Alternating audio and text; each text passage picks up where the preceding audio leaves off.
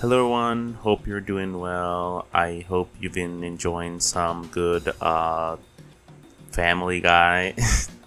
Today I'm going to be talking about one of the best NES games that you've most likely never heard of. But before we get into it, here's some context as to how I got my hands on this game.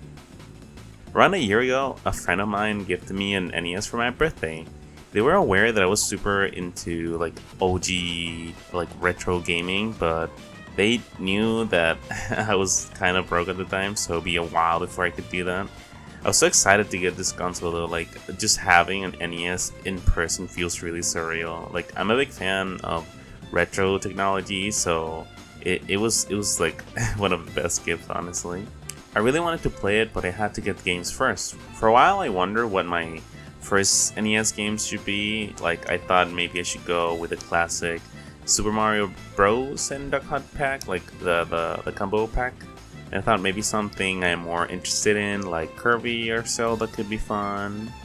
I was sitting at the student center at my university thinking about this when I decided to mess around and look through the cabinets they have in the back.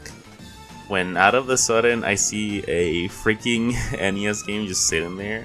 I could not believe my eyes. A freaking NES game just sitting there collecting dust. Recently I made a video on Halo where I mentioned finding an Xbox 360 in the same place. So obtaining games from this magic cabinet was not too surprising. I swear I'm not making this shit up. Whoever put their consoles and games in this cabinet, I'm sorry. This is how in my position now. But I will treasure them forever. So what is this mystery game that I found? Introducing Worm, Journey to the Center of the Earth, also known as Shitei Senku Basuruda. This game is a multi-genre game developed by Asmik in 1991. You might be wondering what a multi-genre game is. Basically, this game is like a combination of different styles of games. We have side-scrolling stages, overhead shooting levels, we have vehicle stages, and some first-person shooter stages. So yeah, technically we had first-person shooters in the NES, and that's pretty cool. It's like the the beginning of Call of Duty games. Actually, it was 1991, so I'm pretty sure there was some computer games already trying out some first-person shooter stuff. But it's still cool that there was something on NES for that kind of people. So what exactly is this game about? Basically, earthquakes started to emerge all over the world, and the government wants to figure out what's causing it. They start sending out explorers in drilling machines called Basurudas. I don't know why that's a really strange name. I think they're also called BCRs. But this vehicle is the one that we control in the game, specifically BCR 5, I think. They're really cool because they have the ability to transform into different modes. You can have a faster plane type drill vehicle, or you can just have a ground one, or one that is a mix of both. It's really cool. This girl, Moby, is the leader of one of the Basurudas called the Worm, and it's basically a person we control in this side-scrolling human segment. She's super cool. I would like to take a moment to compare the art of Moby for both the American and Japanese version of this game. Just look at them side by side. Companies used to do this shit where they would make the American version more edgy and hyper realistic. But honestly, I prefer the Japanese art way more. It's very inspired by popular anime at the time. Kinda reminds me of Sailor Moon, which is one of my favorite animes ever. So I think it's really cool. Anyways, as Moby's crew continue to explore the underground, they eventually find two races of subterranean humans who are having a civil war.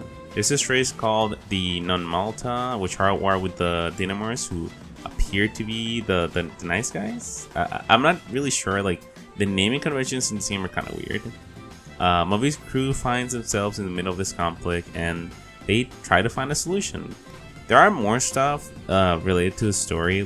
I know there's a small subplot where Moby's trying to find someone, which I think is their love interest. But other than that, the game has really interesting story, and it's kind of emotional. The story is told through mostly text, but there's also these segments of I don't know how to describe it. It's animation. It's kind of like a visual novel. I'm gonna show examples on screen. But yeah, this game is super cool. The aesthetic of the game itself is like very unique, sort of retro futuristic. I'm actually kind of surprised this is running on the NES so smoothly. Granted, this did come out at the end of the console's lifespan, so it's kind of expected for games to sort of use the NES at its full potential, but it's still something special. I really like the way the backgrounds look and the character design. They all feel so alive.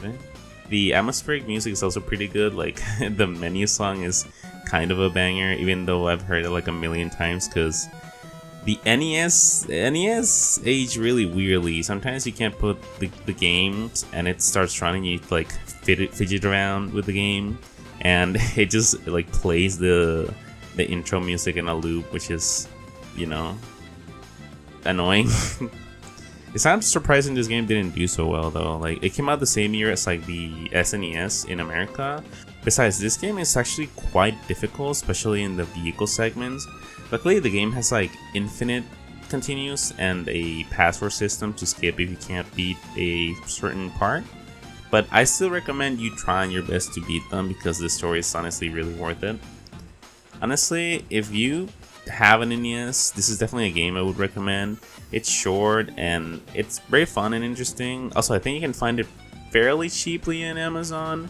I love for this game to have a mother comeback though. Like, honestly, a lot of parts of this game could benefit from a bit of an updated engine maybe. Especially, I would say like the side-scrolling segments are a little clunky. Maybe as this video reaches a lot of people, we could make a petition for whoever owns the license to maybe make a new one. Just a thought. This is just a thought. Anyways, here's this week fan art by my good friend Axeru, who is also into retro games. So go check them out if you are into that sort of stuff. And yeah, thank you for watching. I'll see you later.